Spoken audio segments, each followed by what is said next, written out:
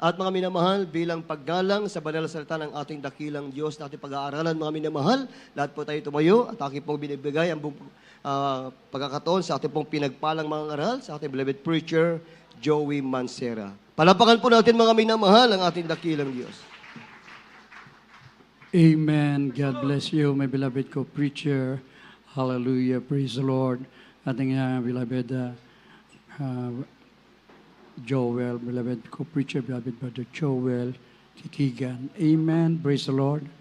Let us all pray. Hallelujah. Dearest Heavenly Father, our dearest Jesus, our God and Savior, we come unto thy throne of grace, beseeching you, O Lord, to please forgive us from all unrighteousness. Anoint your message of salvation through the first prayer of our dearly beloved Honorable Pastor, Evangelist, Wildis Rada Almeida. Bless us all in the name of Jesus, and we cast out all demons of hindrances, doubts, and unbeliefs. Cast out in the name of our dearest Jesus. Amen and amen. Praise the Lord. Una tigit sa lahat po, aking pinaabot ang pinakamataas na pagpupuri, pagpapasalamat, pagluwalhati sa ating dakilang Diyos na buhay, ang ating pinakamamahal na Panginoong Hesus. And we give double honor and respect to our dearly beloved and honorable pastor, Evangelist Wildis Rada Almeida, the end-time prophet of our loving God. And we will always remember and cherish the precious and the blessed memories of our dearly beloved and honorable Assistant Pastor, Lina C. Almeida. To the beloved children, children-in-law, grandchildren, great-grandchildren, to the whole beloved family, a pleasant afternoon. We love you so much. At sa lahat po, to our beloved brethren all over the world, ating live webcast viewers, sa lahat po ng ating minamahal na mga kapatiran po, dito po sa outreach muna San Fernando, hallelujah, dito po sa Dako ng Sagin, sa lahat ng mga bisita, mga baguhan, to our beloved co-preachers, co-workers in the vineyard of the Lord, isang mapagpalang araw po sa inyo lahat. Sa mga baguhan, welcome to the royal family of God. Palakpakan muna po natin ang ating pinakamamal na Panginoon Jesus. Lahat magsabing, praise the Lord. It's so good to be here, mga minamahal ko. Isang dakilang pagpapala na ako po'y ma-assign po rito. Grabe po ang kagalakan namin. Mga minamahal, yung nga po minsan hinahanap namin, hindi baling malayo. Kasi ang pupuntahan natin yung malayong lugar ang langit, buhay na walang hanggan. Purihin ang ating dakilang Diyos, kaya nga tayo nagkakaisa, narinig po, lalo na po Holy Supper po natin, mga minamahal ko, yan ang mga tapat na mga anak ng Diyos, nagkakaisa upang papurihan, pasalamatan ang ating dakilang Diyos habang ang mundo natin talagang humaharap sa masalimuot na bagay. Let's pray po, maging sa dako po ng Taiwan, talaga pong struggle po sila. At marami pang darating na mga bagay na kung saan ito po yung kinatatakutan ng marami, pero tayo po hindi Dahil we're servants of righteousness. Pag sumasayo ang Diyos, wala kang katatakutan, mga minamahal ko. Dahil ang katwiran ng Diyos, sumasayo, ibig sabihin ang kapangyarihan ng Diyos na tumawag sa iyo ay sasayo palagi. From the book of Romans, chapter 6, verse 17 and 18. Atin pong basahin. Ito po ang sinasabi sa mga taga-Roma, kabanatang 6 at ang mga talata ay 17 at 18. Datapat salamat sa Diyos na bagamat kayo'y naging mga alipin ng kasalanan, kayo'y naging mga matalimahin sa puso doon, sa uri ng aral na pinagbigyan sa inyo. 18. At yamang pinalaya kayo sa kasalanan, ay naging mga alipin kayo ng katwiran. Amen. Amen. Praise the Lord. We're so much blessed in these last days because God called us in this ministry, the Jesus Miracle Crusade International Ministry, the true church of our loving God.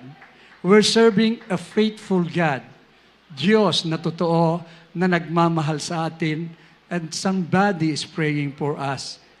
The end-time prophet of God, ating dearly beloved pastor, Evangelist Wildis Rada Almeida. Pagka alipin ka ng katwiran, ay dapat ipagmalaki mo, mga minamahal ko. Samantalang dati, alipin tayo ng kasalanan. The God of this world has blinded the mind of the people in this world upang hindi sumilay ang totoong paglilingkod. Natapos ang Holy Week, pagbalik at nasa relihiyon ka, parang ginawang tradisyon. Pero sa atin, araw-araw ay holiday. Holy Week, Holy Year, Holy Month. Dahil yan po ang pagkatawag sa atin. Datapat salamat sa Diyos na bagamat kayo'y naging mga alipin ng kasalanan, kayo'y naging mga matalimahin sa puso doon sa uri ng aral na pinagbigyan sa inyo at yamang pinalaya kayo sa kasalanan ay naging mga alipin kayo ng katwiran. Palakpakan po natin ang ating pinakamamahal na Panginoong Hesus. Narinig niyo po ang mga buhay na patotoo, mga minamahal ko. Willing sila na kahit saan daw sasama sila. Mga minamahal, bakit? Ito po kasi ang tunay na kalayaan na tinanggap nila sa ating mahal na Panginoon. Narinig niyo po yung magpinsan na Beloved Jameson, Beloved Nilo. Galing po sila sa kulungan. Mga minamahal ko. Ngunit sa himala ng mahal na Panginoon, mga minamahal ko, grabe ang prayer ng ating dearly beloved pastor. Ating beloved Jameson, ang kanyang beloved mama during the pandemic, that is, I think, 1 year ago, mahigit, tumanggap sa ating mahal na Panginoon. And I declared, sabi ko, ang ating dearly beloved pastor, he's a man of God, he's a prophet of God. Pakinggan ng Diyos ang panalangin. Ano bang problema nyo?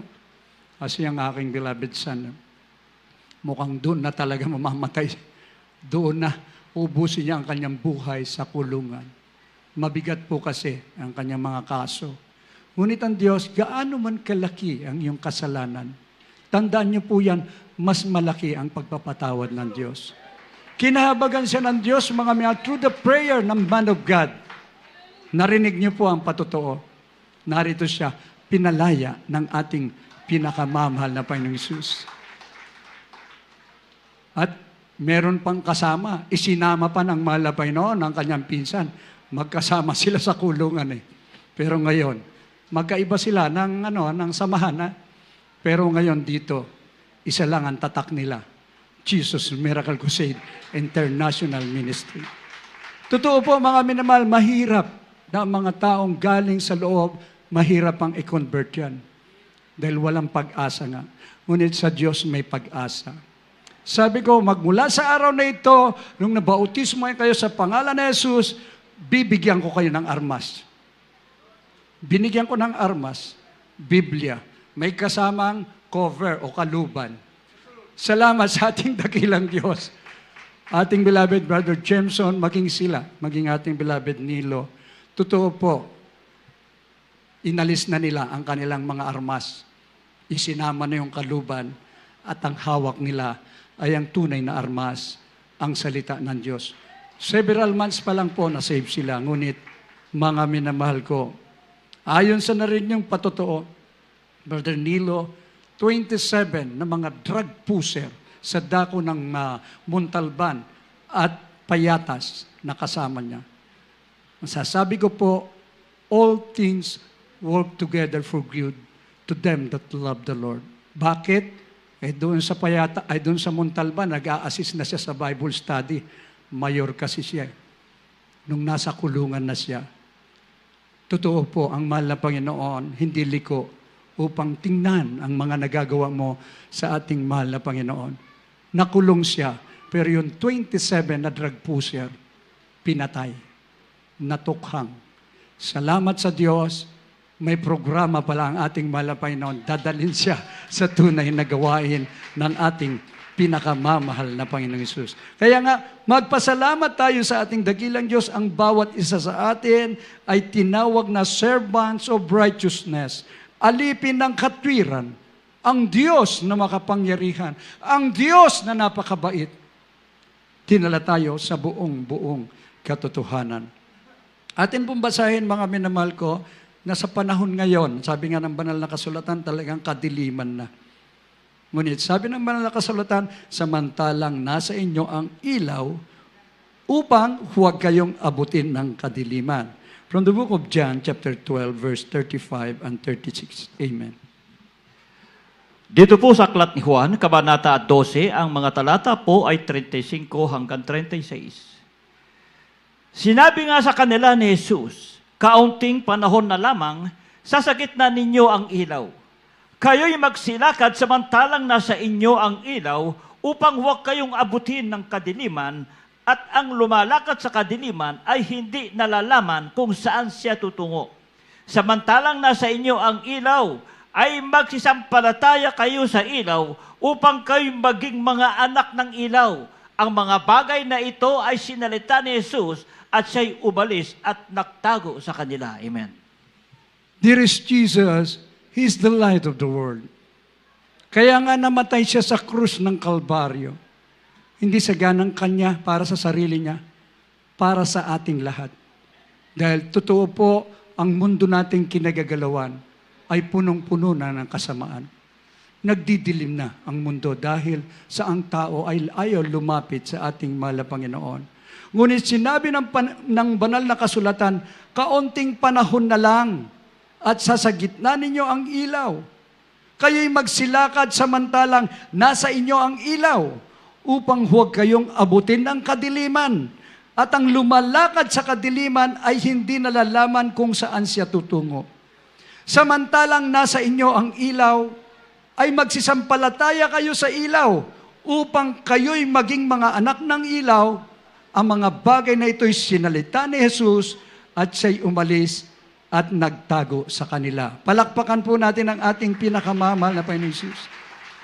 Sinasabi po ng banal na kasulatan, sabi niya, ngunit bagaman gumawa siya sa harap nila ng gayon maraming tanda, gayon may hindi sila nagsisampalataya. Nasa kadiliman pa rin. 49 years na po tayo.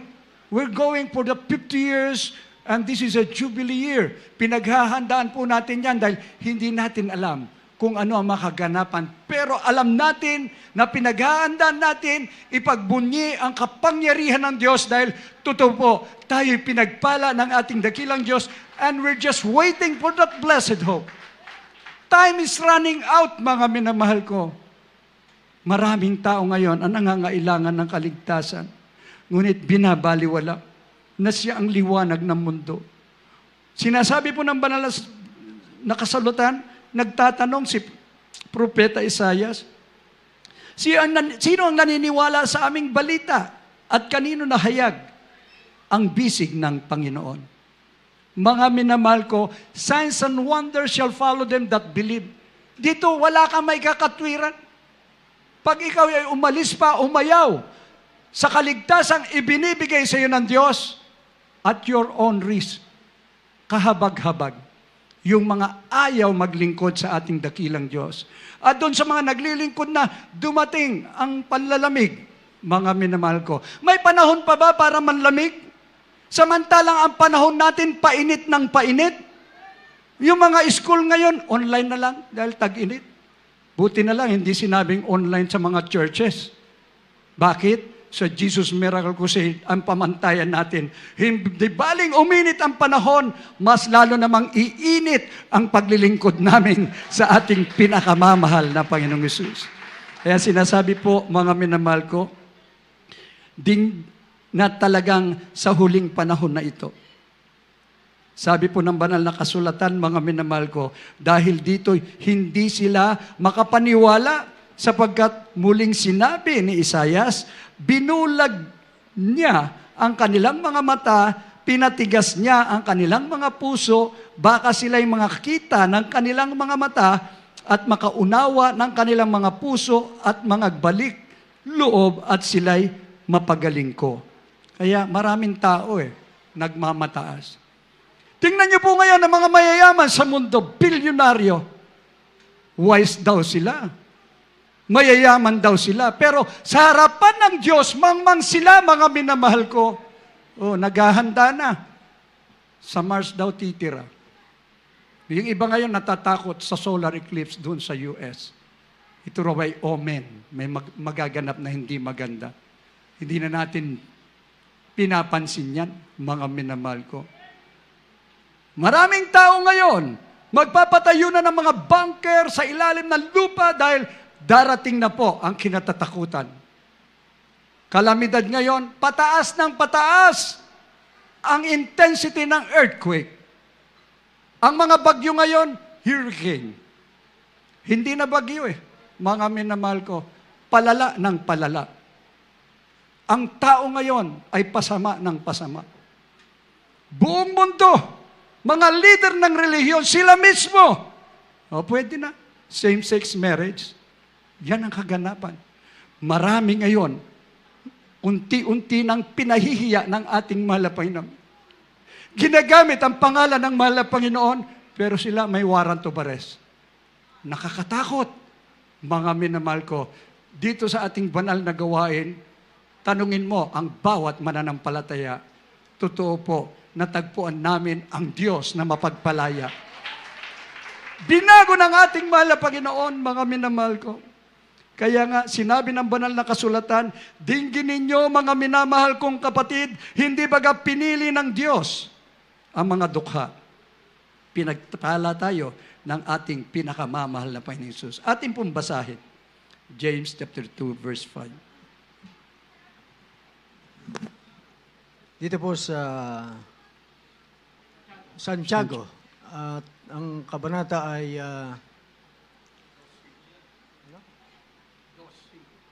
2:5. Amen. Praise the Lord. Ito po ang sinasabi. Dinggin ninyo, mga minamahal kong kapatid. Hindi baga pinili ng Diyos ang mga dukha sa sanlibutang ito upang maging mayayaman sa pananampalataya at mga tagapagmana ng kahariang ipinangako niya sa mga nagsisiibig sa Kanya. Amen.